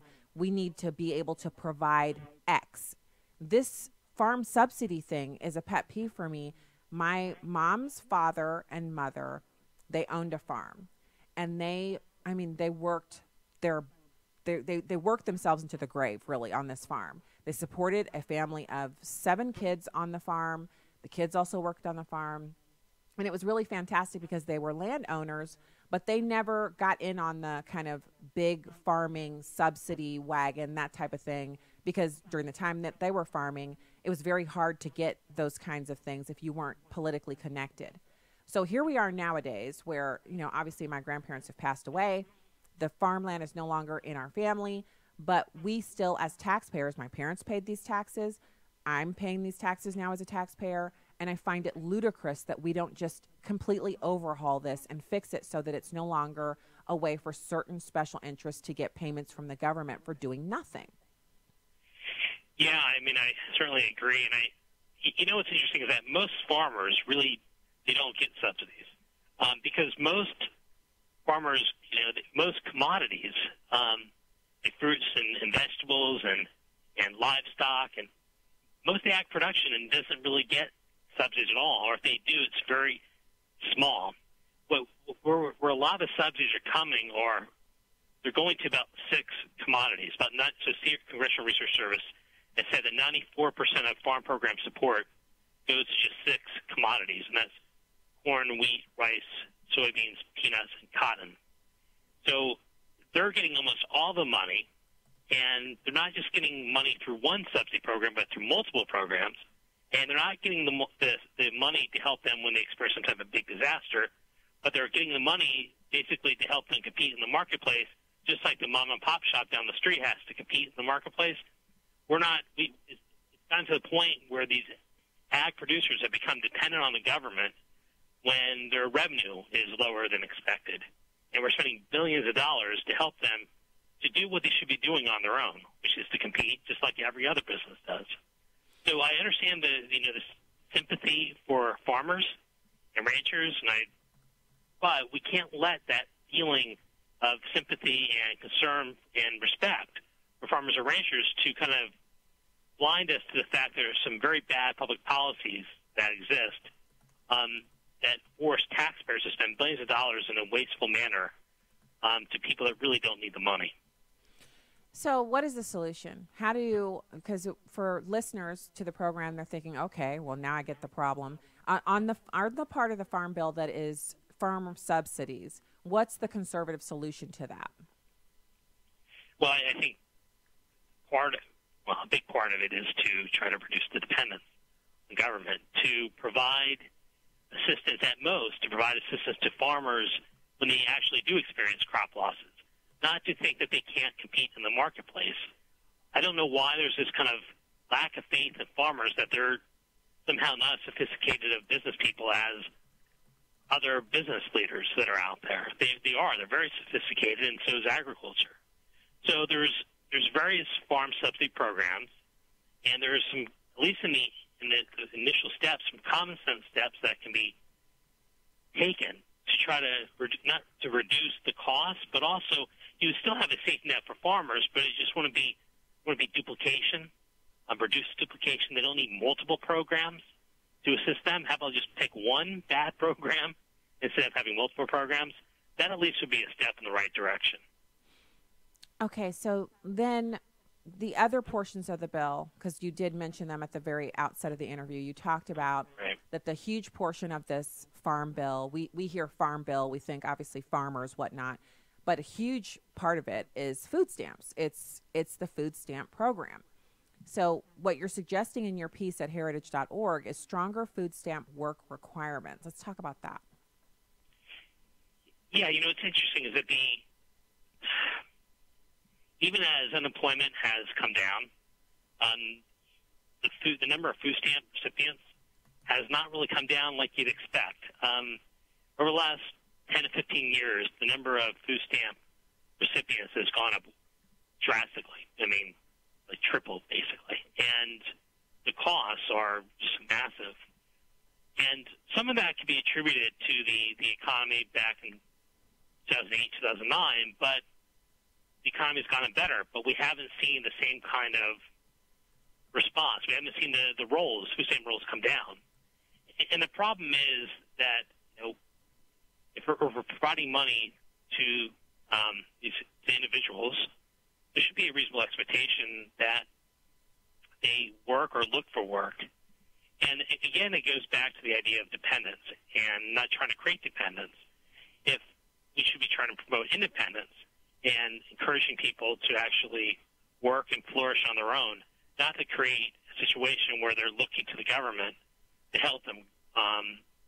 And unfortunately, when you don't have these kind of strong work requirements, you do create that type of dependency.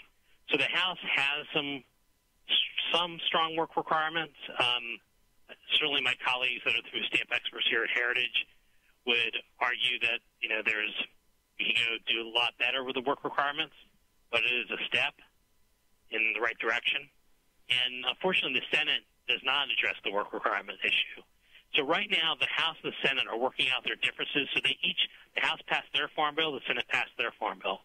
So they're in what's called a conference where they work out the differences between the two bills. And the House bill has their work requirement provisions, the Senate doesn't. So one of the big fights that's going to exist as to whether or not we're going to have a farm bill this year is whether or not they can work out the differences between the work requirement issue. And quite simply, I don't know how a conservative farm bill could truly conservative farm bill gets passed if it doesn't have strong work requirements. To me, if it doesn't have strong work requirements, and for that matter, subsidy reform, as we're talking about, then it really should not be passing. It's certainly not a conservative farm bill. Okay, all right. So stronger food stamp work requirements, and then farm subsidy reform, we discussed that. And then repealing the Obama Clean Water Rule, which I actually thought that was already repealed. So newsflash, Stacey, it's not repealed. Why? Why is it still there? Yeah, so there are three issues that we've been focusing on that we think are really critical. And then if Congress is to pass a farm bill this year, that, as you laid out, the food stamp work requirements, the farm subsidy reform, And one of the biggest regulatory issues facing farmers and ranchers is the Obama administration was referred to as the Clean Water Rule, also known as a WOTUS rule. It's basically a rule, regulation on the implementing the Clean Water Act.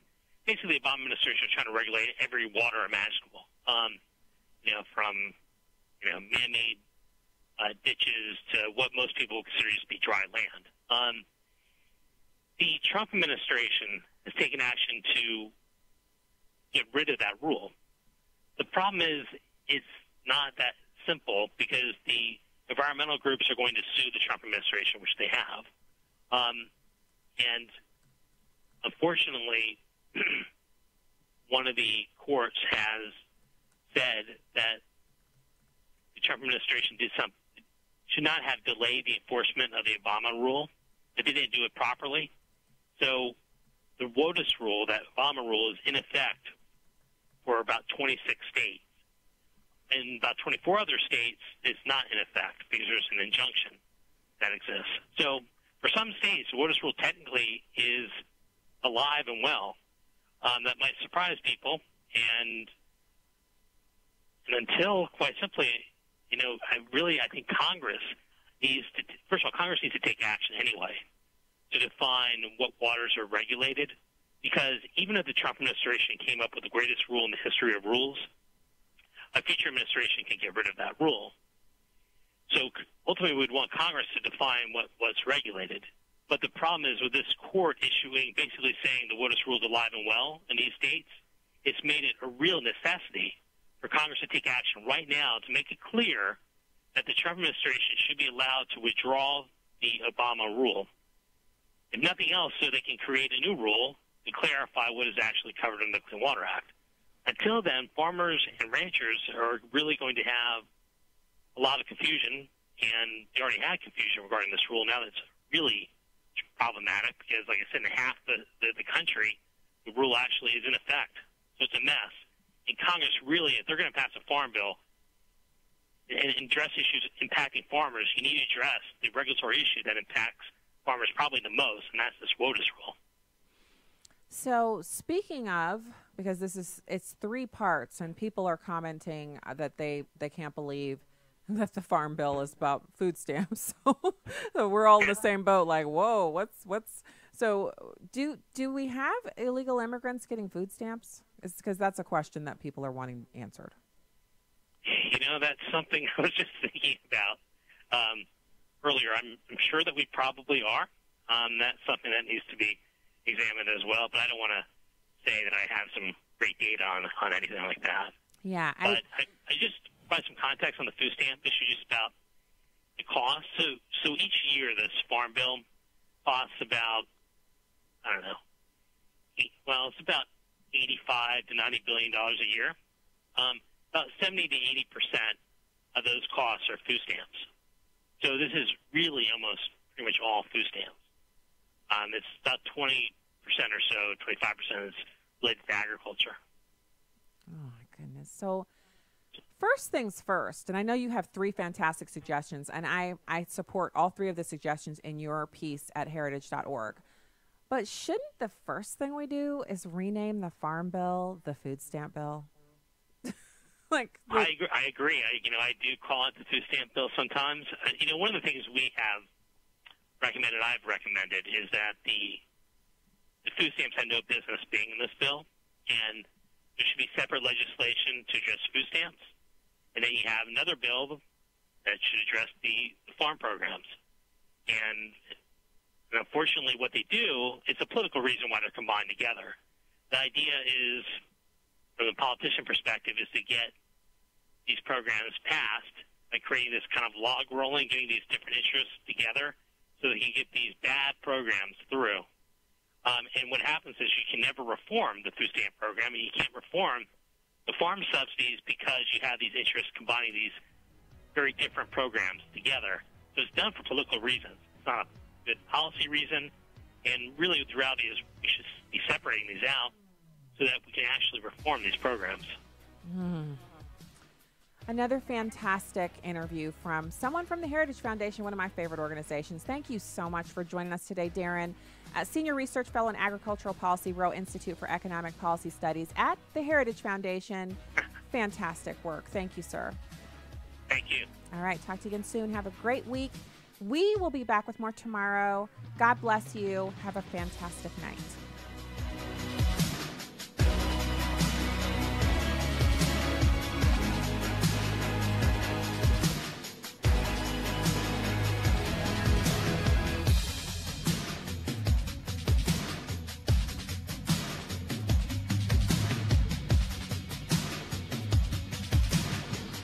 The views and opinions